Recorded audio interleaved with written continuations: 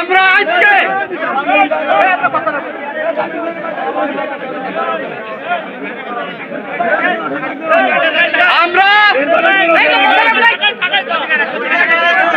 আমরা সবাই একটি বাক্যে আমরা এগোবো। আমরা যে একটি শপথ আজকে সারা দেশে সাধারণ জনগণ শপথ বাক্য পাঠ করছেন, জননেত্রী শেখ হাসিনাকে দেশে ফিরে আনতে হবে। এবং এর ভিতরে আমি দেখেছি বিভিন্ন জায়গায় বিভিন্ন ভাবে আমাদের আওয়ামী লীগের নেতা কর্মীকে হত্যা করেছে। বিভিন্ন জায়গায় আওয়ামী লীগের নেতা কর্মীর বাড়ি ঘর জ্বালিয়ে দিয়েছে, অনেক এমপি মন্ত্রীর বাড়ি জ্বালিয়ে দিয়েছে।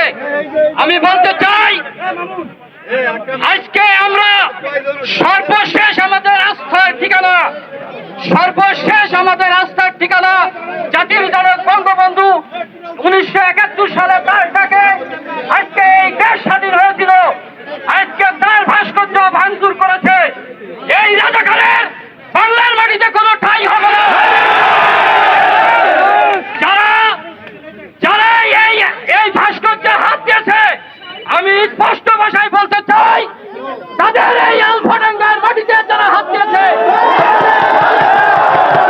স্পষ্ট ভাষায় বলতে চাই, আলফাডাঙ্গা ছেড়ে চলে যান। তা না হলে আলফাডাঙ্গা আপনারা একটু একটু করে খুঁজে পাওয়া যাবে না। আর পাশাপাশি আমি বলতে চাই, গতকালকে আমি আলফাডাঙ্গা প্রশাসনের ইয়েলো সাহেবকে বলতে চাই, আপনি ইয়েলো সাহেব, আপনি কোন ব্যক্তি এ জায়গায় আসেন নাই, আপনি